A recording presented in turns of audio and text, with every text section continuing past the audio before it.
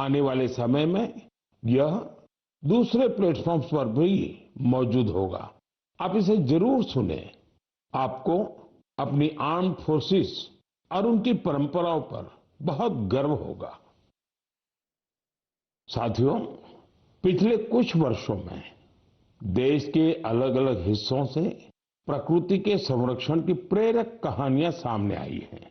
ये कहानियां हमें उम्मीद देती हैं और गर्व से भर देती हैं। मैं मन की बात के श्रोताओं से कुछ उदाहरण साझा करना चाहता हूं। इनको सुनकर आपका मन प्रसन्न हो जाएगा। पहले बात कच्छ के रण की। बरसात खत्म होते ही यहाँ की धरती जीवंत हो जाती है। हर साल लाखों फ्लेमिंगो यहाँ आते हैं। पूरा इलाका गुलाबी रंग से रंग जाता है। इसलिए इसे फ्लेमिंगो सिटी कहा जाता है। ये पक्षी यहीं घोंसले बनाते हैं और अपने बच्चों को बड़ा करते हैं।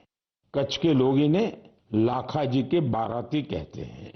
अब लाखाजी के बाराती कच्छ में पर्यावरण संरक्षण के बड़े सुंदर प्रतीक बन गए हैं।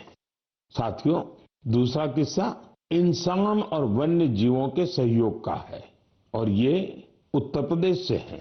यहाँ के तराई इलाकों में फसल के समय हाथियों के झुंड गांवों की ओर आते हैं। इससे टकराव की आशंका बढ़ती है।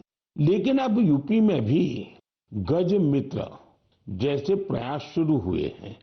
गांव के लोग ही टीम बनाकर हाथियों पर नजर रखते हैं।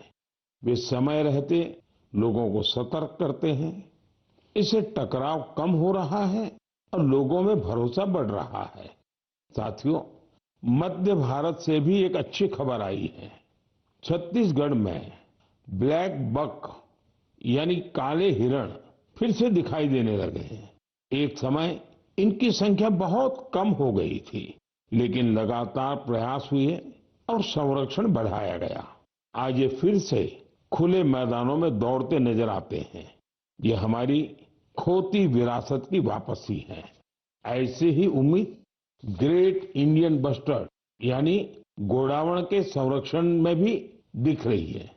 ये पक्षी हमारे रेगिस्तानी इलाकों की पहचान हुआ करती थी, लेकिन एक समय इसकी संख्या बहुत कम रह गई थी। हालत ये थी कि ये पक्षी लुप्त होने की कगार पर पहुंच गई थी। लेकिन अब इसके संरक्षण के लिए बड़ा अभियान चल रहा है। वैज्ञानिक तरीके अपनाए जा रहे हैं, प्रजनन केंद्र बनाए गए हैं और अब नए जीवन की शुरुआत दिखाई दे रही है। साथियों, प्रकृति और मानव अलग नहीं है।